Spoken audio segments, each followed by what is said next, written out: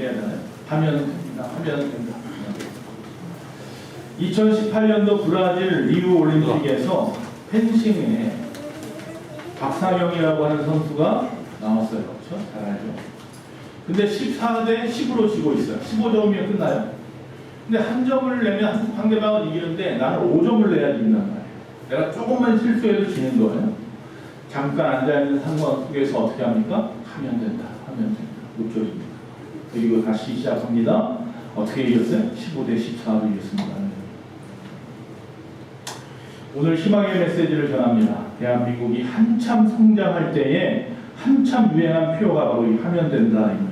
이 말씀이 하면 된다라고 하는 욕조림이 이 민족을 여기까지 이끌어오는 큰 원동력이 되기도 했습니다. 그래서 오늘 이 2026년 예수소망교회 성도님들의 삶 가운데도 하면 됩니다 라고 하는 말씀을 심어주고 싶습니다. 믿으면 됩니다. 정확하게 말하면 그거죠. 믿으면 됩니다. 믿으면 합니다. 그러면 됩니다. 우리 주변에 보면 자전거를 타는 사람과 못타는 사람이 있습니다. 그리고 자동차 운전 면허가 있는데 운전을 하는 사람이 있고 못하는 사람이 있습니다. 그 차이는 무엇인지 아십니까? 뭐예요? 재능입니까? 실력입니까? 아니에요. 그 차이는 오직 하나입니다. 도전을 했느냐 안 했느냐예요. 도전을 하면 누구나 자전거를 탈 수 있어요. 운전도 도전을 하면 누구나 할 수 있어요. 자기 합리화에 빠지기도 합니다. 안 가르쳐줘서 돈이 없어서 환경이 좋지 않아서 뭐가 어떠고 바빠서 뭐 이러면서 안 해서 문제지 하려고 하면 합니다. 제가 처음 군대를 제대하고 나서 군대 들어가기 전에 운전면허를 하다가 떨어졌어요. 떨어지고 군대를 갔어요. 제대하자마자 다시 급하게 운전면허 학원부터 갔어요. 그래서 시험을 봐서 붙었어요. 자, 붙자마자 곧바로 우리 교회에 제가 이제 전사시였고 이제 강도사가 막 될 때였는데 전사님 한 분을 갖다 운전 잘하는 분을 갖다 모시고 제가 지금 화곡동에 살았는데 화곡동부터 차를 가지고 자유로를 탔어요. 처음 면허 따자마자. 그리고 올 때도 내가 끌고 갔어요. 몇 번을 죽을 고비를 넘기면서 끌고 왔어요. 그 다음에 또 그분한테 또 시간을 내달라고 하기가 뭐해서 혼자 끌고 나가요. 새벽 예배 끝나면 차를 끌고 나가서 또 새벽에 돌아다녀요. 자유로를 가지고 뭐로 가지고. 왜 그랬는지 아십니까? 그때 전도사 월급이 50만 원이었어요. 1993년도 초에. 근데 운전을 하면 70만 원을 준대요. 죽기 살기 그랬어요. 그러면 죽기 살기. 하면 됩니다. 안 해서 그렇지. 마음 먹고 하면 누구나 할 수 있더라고요. 할렐루야. 오늘 우리도 마찬가지입니다. 행동해야만 합니다. 그래야 긍정이든 부정이든 어떤 가시적인 결과가 나타나는 겁니다. 안 하고 있으면서 생각만 하면서 아이고 하면 안 돼요. 물론 자기의 욕심이나 자기의 어떤 감정이나 자기의 생각으로 통치하려고 하는 열심은 분명히 후회할 수 있습니다. 그러나 주를 위한 것이라면, 사람을 살리는 일이라면 후회함이 없습니다. 시도하셔야 합니다. 하나님이 도우시는 줄로 믿습니다. 오늘 본문에 보면 바울이요 1차 전도 여행을 바나바와 함께 떠났습니다. 그러다가 루스드라라고 하는 곳에 머무르게 되었습니다. 거기 갔더니요 태어나서부터 평생 일어나서 걸어본 적이 없는 사람이 있었어요. 그 사람 앞에서 전도하기 시작하는데 이 사람이 많은 사람과 함께 앉아서 전도의 말씀을 들으면서 그 마음이 막 뜨거워지고 믿음이 생겨났어요. 바울이 그것을 눈치챘어요. 그에게 이야기합니다. 일어나라. 일어나서 가요. 곧바로 일어나 바로 가라. 이렇게 말씀합니다. 내 발로 바로 일어서라. 이 말씀을 딱 들었을 때 그 사람이 어떻게 했습니까? 바로 일어섰습니다. 할렐루야. 여기서 말하는 내 발로 바로 일어서라 할 때 바로는 곧장, 지금 이런 뜻이 아니라 똑바로라는 뜻이에요. 원어의 뜻은. 그러니까 네가 지금까지 한 번도 똑바로 걸어본 적이 없지만 이 말씀을 듣고 그 안에 믿음이 생겼다면 그 믿음으로 일어서라. 그리고 똑바로 걸어가라 라고 지금 말씀하고 있는 거예요. 우리도 오늘 말씀 속에서 내 발로 일어서 똑바로 걸어갈 수 있는 믿음이 생겼으면 좋겠습니다. 하면 됩니다. 할렐루야. 그런데요 안 하면 안 됩니다. 하면 되지만 안 하면 아무 일도 일어나지 않습니다. 그래서 첫 번째, 지금 시작하십시오. 여기에 나오는 이 사람은 아마 어쩌면 지금까지 살아오면서 바울을 만나기 전까지 나는 평생 이렇게 앉아서 살아야 되는구나 라고 생각했을 거예요. 방법을 찾을 수가 없으니까 고칠 수도 없는 거고 그 당시 의학으로 어쩔 방법이 없는 거예요. 그래서 그냥 난 이렇게 살면서 남들 앞에 동양이나 하고 구걸이나 하면서 그렇게 살아야 되나 보다 라고 했는데 갑자기 어떤 청년이 나타나더니 자신 앞에서 막 말씀을 전하는데 그 말씀을 듣고 뜨거워지기 시작했다라는 것입니다. 내 발로 일어서라. 이 말은 그 뒤에 이런 거예요. 도로 주저앉을지언정 내가 일어서야지 인정하고 받아들이겠다는 믿음으로 일어서 보았다는 거예요. 실패를 두려워하지 말고 시도해 보아라. 이 말씀일 수도 있어요. 처음부터 잘하는 사람은 아무도 없어. 아무리 천재라도 노력하는 사람을 이기지 못한다고 했어요. 해보는 거예요. 해보는 거예요. 여러분 훈련을 합니다. 아니 세계 정상급의 선수들도 계속해서 뭐합니까? 훈련을 합니다. 왜? 몸이 굳어지지 않기 위해서도 있지만 내가 지난 게임에서 실수했던 것들을 갖다가 다짚어보면서 다시는 실수하지 않기 위해서 훈련을 계속해서 합니다. 여러분 이 훈련은 이와 같이 수많은 실패를 각오할 용기를 가진 사람이 하는 것이 훈련입니다. 실패 없이 원하는 것을 얻을 수 없습니다. 사실 지금까지 우리의 삶을 돌아보면 여러분이 몇 년을 살았던 작게는 20년, 40년, 50년, 60년, 80년을 살았더라도 여러분의 살아온 날들을 가만히 보십시오. 우리의 모든 삶이 다 그랬지 않았습니까? 했더니 되어졌던 거지 안 했는데 되어진 것은 없었어요. 내가 해보자 하고 시작했던 것들이 되어졌던 것들이지 내가 아무것도 안 하고 있었는데 갑자기 하늘에 뚝딱뚝딱 막 이런 일은 거의 없어요. 저도 마찬가지예요. 처음에 신학을 할 생각이 있었지만 공부하면서 잊어버리고 살다가 이제 대학 들어갈 때쯤 되어서 목사님 사모님이 저에게 너 신학 가기로 했잖아. 하나님 앞에 서원했잖아. 그 말이 머리에 띵 때려서 모든 걸 다 포기하고 신학을 했어요. 그때 그 말씀 앞에서 신학을 하겠다는 마음을 갖고 원서를 갖다 신학교에 넣지 않았으면 저는 지금 여기 목사가 되지 못한 거예요. 해보자 해서 한 거예요.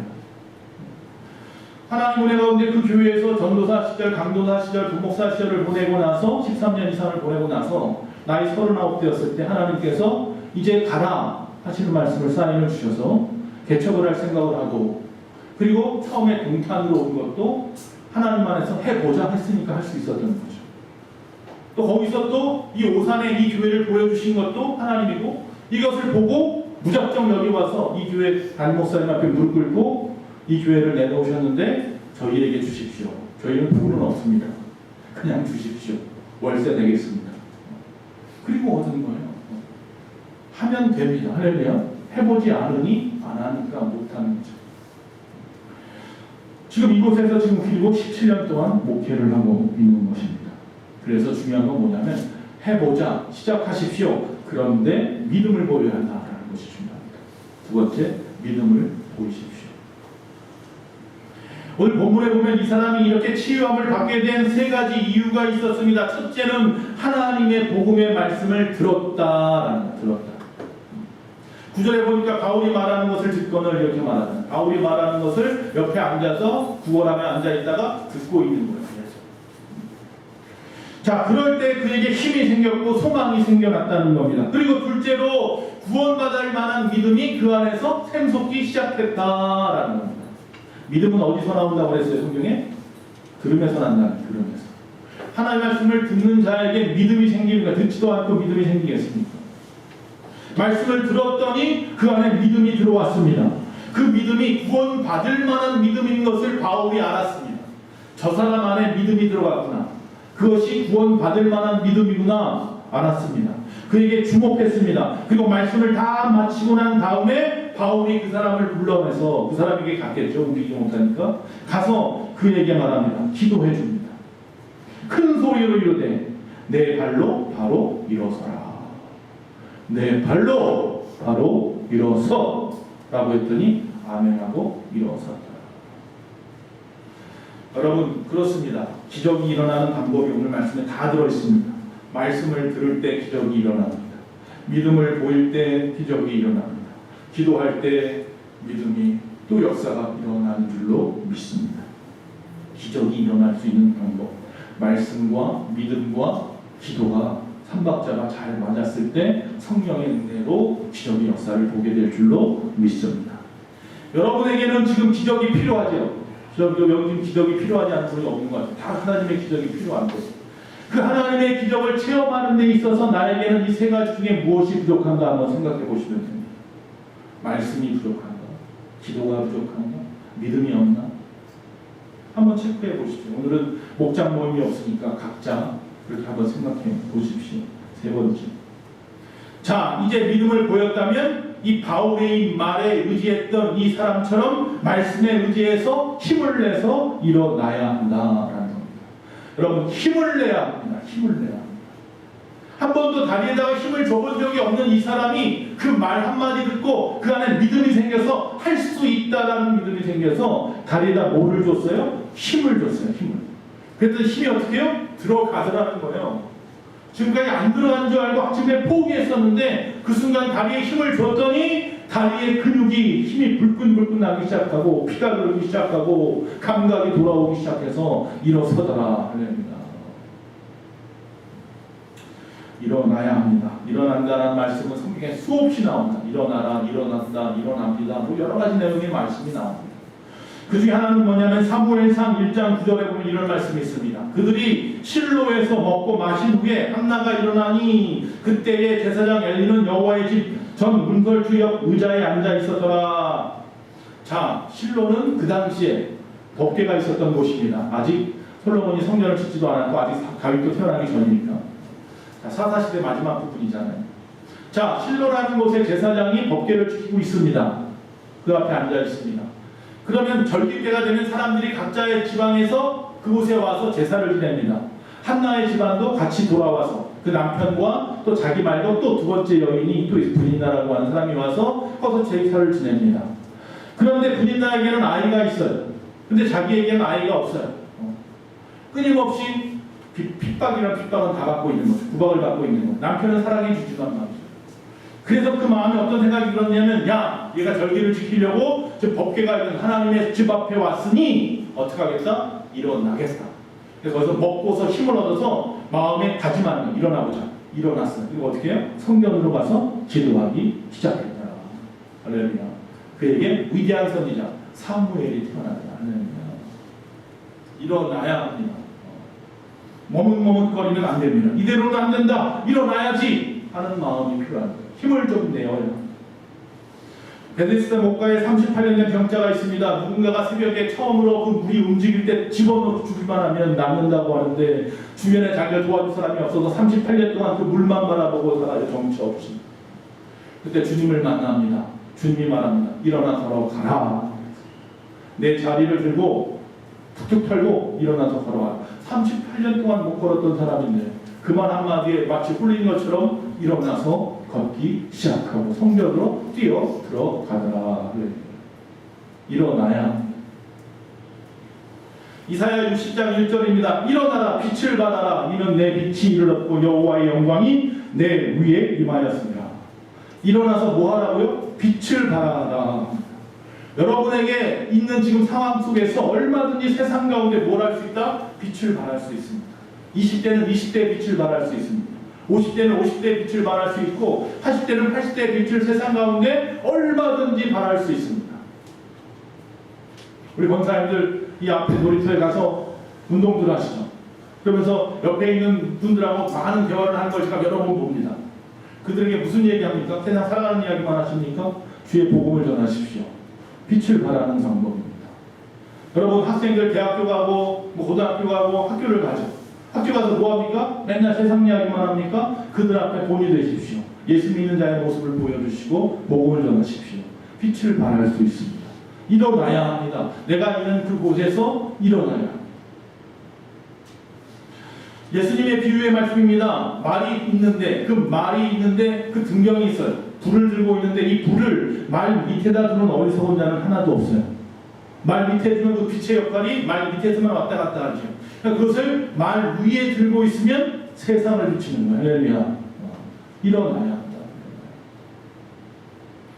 하늘에 나는 새를 바라보면서 아이고 좋겠다. 벌벌 잘도 날아다니네. 이런 생각은 하지만 나도 날고 싶다. 그런 생각까지는 할 수 있지만 나도 날 수가 있어 라고 생각하는 사람은 몇 안 됐어요. 그 중에 몇몇 사람은 목숨을 걸고 나라는 연습을 했어요. 결국 그래서 우리가 지금 타고 다니는 비행기가 만들어졌어요. 일어나야 합니다. 일어나는 사람들은 지금 잘 사는 사람들이에요. 세상을 변화시킨 사람들이. 많은 사람들로부터 존경받는 사람들은 일어났더라. 여러분에게도 일어날 힘이 있기를 바랍니다. 할렐루야. 주 안에서 계획을 세우고 도전하십시오. 하면 됩니다. 그러나 안 하면 못 됩니다. 겁먹거나 움츠리면 아무것도 할 수 없습니다. 옛날 그 고시를 하나 적어놨어요. 한번 다 같이 한번 볼까요? 시작. 태산이 높다 하되 하늘 아래 메이로다. 오르고 또 오르면 못 오르기 없건만은 사랑이 제한이 오르고 매만 높다 하더라. 예.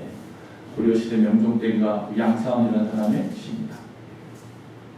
뭐 한다고요? 가만히 보니까 사람이 제한이 오르고 매만 높다 하는 거예요. 아이고 저 산은 저렇게 높아서 난 못 가. 이러고 있다는 거예요. 그런데 어떤 사람은 에베레스트 종목을 하는데 그 사람이 나보다 뭐 옛날 누구 말대로 2개의 심장을 가졌나요? 그런 거 아니잖아요. 훈련하고 애쓰고 힘을 내는 거죠. 믿음을 가지고 할 수 있다는 믿음을 가지고. 시작이 반이라는 말이 있습니다. 시작한 사람은 완전히 실패하지 않습니다. 왜 그러냐면 그 사람은 이미 시작이라고 하는 두려움을 넘어섰기 때문입니다. 시작이라는 두려움을 넘어섰기 때문에 끝까지 가볼 용기가 생긴 거예요. 그래서 시작은 뭐예요? 반이에요. 시작도 못하고 주저주저 하다가 인생을 허비하는 인생들이 세상의 대부분의 사람들이지만 그러나 끝까지 시행착오를 하더라도 일어나서 힘을 냈던 사람들이 세상을 변화시켰다라는 것입니다. 우리의 믿음도 마찬가지입니다. 할 수 있다는 힘을 내서 도약하는 것입니다. 믿음은 성장해야 한다고 했습니다. 세상에는요 틈이 있다고 합니다. 다시 말하면 하나님의 은혜 가운데 살아가는 모든 사람들이 살아가지만 그 중에서 그 틈을 도약하여 넘어간 사람이 있고 넘어가지 못한 사람도 있어요. 즉 증명할 수 있는 것과 증명할 수 없는 것 사이에 틈이 있는데 이 틈은 뭘로 넘어가느냐면 믿음으로 넘어가는 겁니다. 그래서 영적인 세계와 물질적인 세계의 틈을 갖다가 믿음으로 넘어가야 영적인 세계로 넘어갈 수 있는 거예요.